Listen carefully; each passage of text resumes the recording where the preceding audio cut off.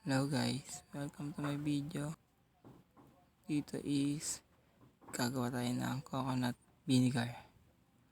Una sa lahat, syempre, kailangan magugas ng kamay. Hawak ka ng pagkain.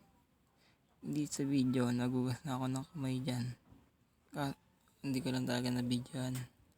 So, ano nga ba ang procedure niyan? Una, syempre, yung collect coconut water and strain through a clean cheesecloth. Katsa sa Tagalog ng clean cheesecloth. Yung sa Tagalog, katsa. Dito is wala akong katsa.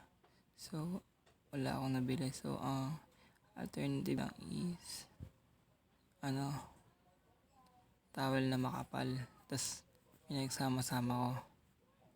Tapos, pangalawa is, pagkatapos ma-strain, dissolve mo yung sugar sa coconut water.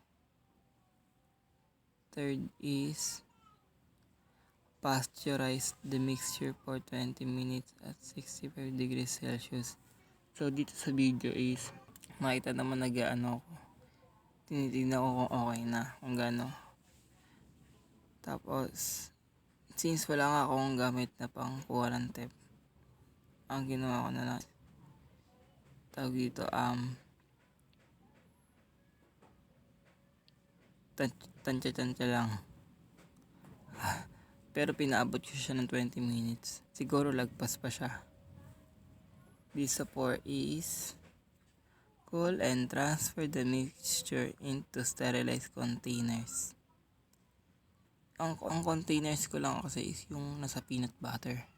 So, ang ginawa ko is, di rin nakita to sa video, pero una, in-sterilize ko siya sa mainit na tubig para mawala yung mikrobyo.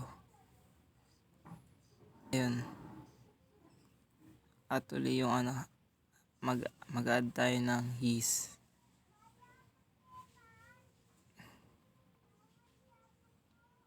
Ayun na, makikita mo sa video is naglagay ako sa baso ng ininit ko na coconut water. Tapos, ayan, lalagyan ko siya ng yeast. Ko siya, tawag ito, 1 tablespoon lang ginawa ko. Sinukat ko. Siguro okay na yung 1 tablespoon. Tapos, pagkatapos niya is,